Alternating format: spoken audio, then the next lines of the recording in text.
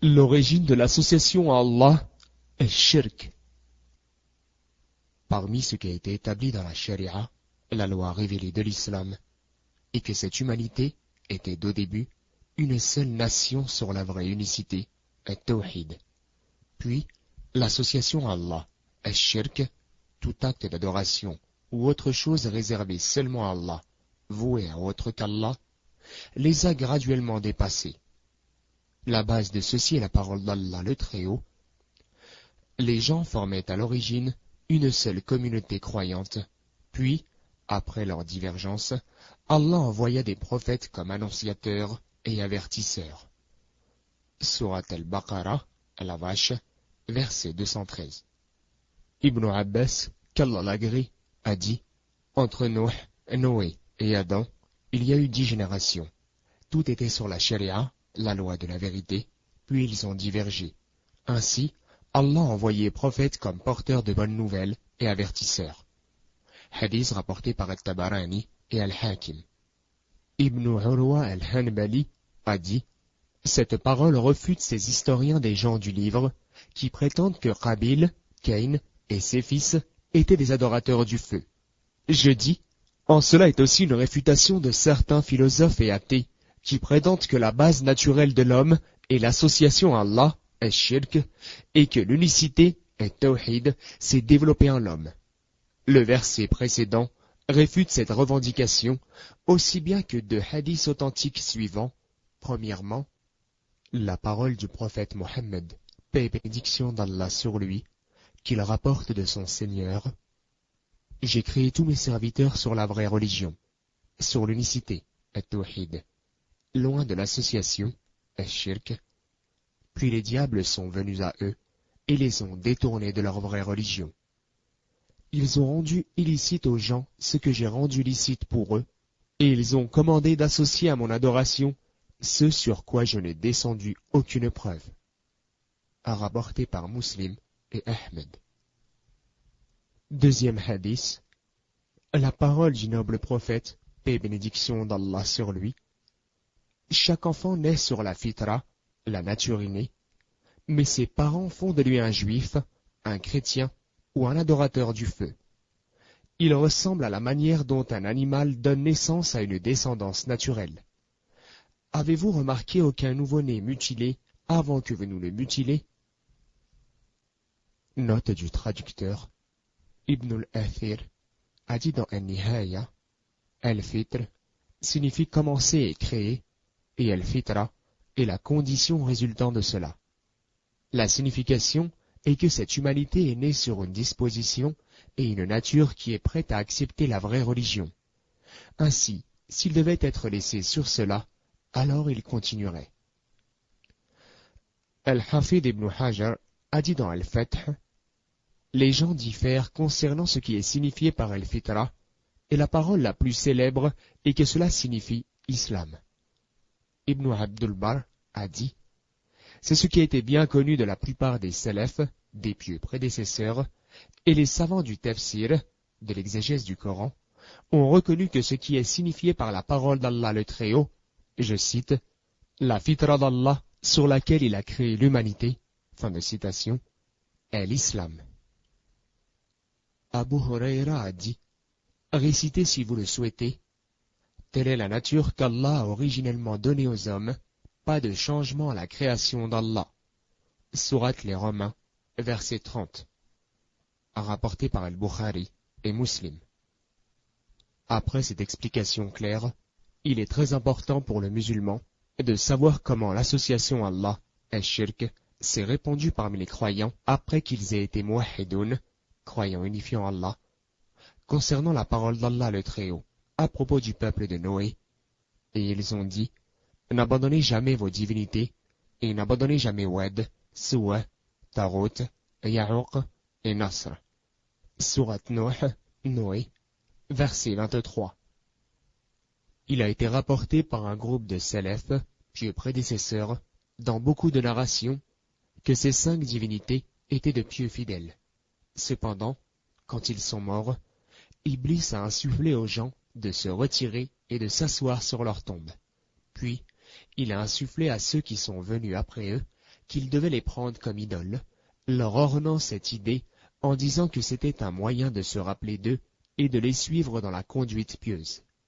Puis, Iblis a suggéré à la 3e génération qu'ils devaient adorer ces idoles en plus d'Allah le Très-Haut, et il leur a dit à voix basse que c'était ce que leurs ancêtres faisaient. Par la suite, Allah leur a envoyé Noé, sur lui la paix, leur ordonnant d'adorer Allah seul. Cependant, aucun n'a répondu à son appel, hormis quelques personnes. Allah le Très-Haut a rapporté cet incident en entier dans la sourate Noé. Ibn Abbas rapporte, en effet, ce sont 5 noms d'hommes pieux du peuple de Noé. Quand ils sont morts, Iblis a suggéré à leur peuple de faire des statues à leur effigie et de placer ces dernières en leur lieu de réunion comme un rappel, et ils ont donc fait cela. Cependant, aucun parmi eux n'a adoré ces statues jusqu'à leur mort, et le but des statues a été oublié. Ensuite, la génération suivante a commencé à les adorer. Rapporté par Al-Bukhari. D'autres choses similaires ont aussi été rapportées par Ibn Jarir al-Tabari et d'autres d'après un certain nombre de salafs qu'Allah les agrée. Dans Ad-Dur al-Manthur, Abdullah ibn Humayd rapporte d'Abu Mutahhar qui a dit « Yazid ibn Muhallab a été mentionné à Abu Ja'far al-Baqir. Il a dit « Il a été tué là où on a d'abord adoré d'autres en dehors d'Allah. » Alors il a mentionné Wad et a dit « Wad était un homme musulman aimé de son peuple. À sa mort, les gens ont commencé à se réunir autour de sa tombe sur la terre de Babil, pleurant et pleurant encore. Ainsi, quand Iblis a vu leur deuil et leur lamentation, il a pris la forme d'un homme et est venu à eux en disant « Je vois que vous pleurez et que vous vous lamentez sur lui. Pourquoi ne faites-vous pas une image de lui, c'est-à-dire une statue, et la placer en vos lieux de réunion pour que vous vous rappeliez de lui ?» Ils ont dit « Oui, on fait une image de lui, et l'ont mise en leur lieu de réunion, ce qui leur rappelait ce dernier. Quand Iblis vit la façon dont il se rappelait de lui avec excès, il dit « Pourquoi chaque homme parmi vous ne ferait-il pas une image semblable à celle-ci à mettre dans vos propres maisons pour que vous puissiez constamment vous rappeler de lui ?» Ils ont tous dit oui. Chaque foyer a fait une image de lui qu'ils ont adoré et vénéré et qui leur rappelait constamment. Abu Ja'far a dit « Ceux de la génération d'après ont vu ce que la génération précédente avait fait, au point qu'ils l'ont pris comme il est, divinité, adorée en plus d'Allah. » Il a alors dit « C'était la première idole à être adorée en dehors d'Allah, et ils ont appelé cette idole Wad. » Ainsi, la sagesse d'Allah le Très-Haut a été complétée quand il a envoyé Mohammed, paix et bénédiction d'Allah sur lui, comme sceau des prophètes, et a fait de sa sharia l'achèvement de toutes les lois divinement prescrites, dans lesquelles il a interdit tous les moyens et les voies par lesquelles les gens peuvent tomber dans le shirk, l'association à Allah, qui est le plus grand des péchés. Pour cette raison, construire des lieux saints sur des tombes et avoir l'attention de voyager spécifiquement vers elles, en les prenant comme lieu de festivité et de réunion, et prêtant serment par le résident d'une tombe, tout ceci a été interdit. Cela mène à l'excès et à l'adoration d'autres qu'Allah le Très-Haut. Ceci est encore plus vrai à une époque où la science diminue, l'ignorance augmente, où il y a peu de conseillers sincères à la vérité, et où Iblis coopère avec les hommes et les djinns pour dévier l'humanité de l'adoration d'Allah l'unique, le Très-Haut. Que la clémence et les bénédictions d'Allah soient sur notre prophète Mohammed, sa famille, ses compagnons et sur quiconque le suit. Les causes d'augmentation ou de diminution de la foi. Louange à Allah, et que la paix et la bénédiction d'Allah soient sur le dernier des prophètes. L'attention des prédécesseurs a augmenté leur foi. Omar, qu'Allah l'agrée, disait à ses compagnons, « Venez, nous allons augmenter notre foi. » Ibn Mas'ud disait, « Asseyez-vous avec nous, nous allons augmenter notre foi. » Il disait dans ses invocations, « Ô Allah, augmente-moi ma foi, ma certitude et ma compréhension dans la religion. Mu'ad, qu'Allah l'agrée, disait « Asseyez-vous avec nous, nous allons avoir la foi un moment. » Les causes d'augmentation de la foi. Premièrement, apprendre la science religieuse. Allah le Très-Haut dit « Parmi ses serviteurs, seuls les savants craignent Allah. » Sourate le Créateur, verset 28. Réciter le Coran avec méditation et compréhension. Allah le Très-Haut dit « Certes, ce Coran guide vers la voie la plus droite. »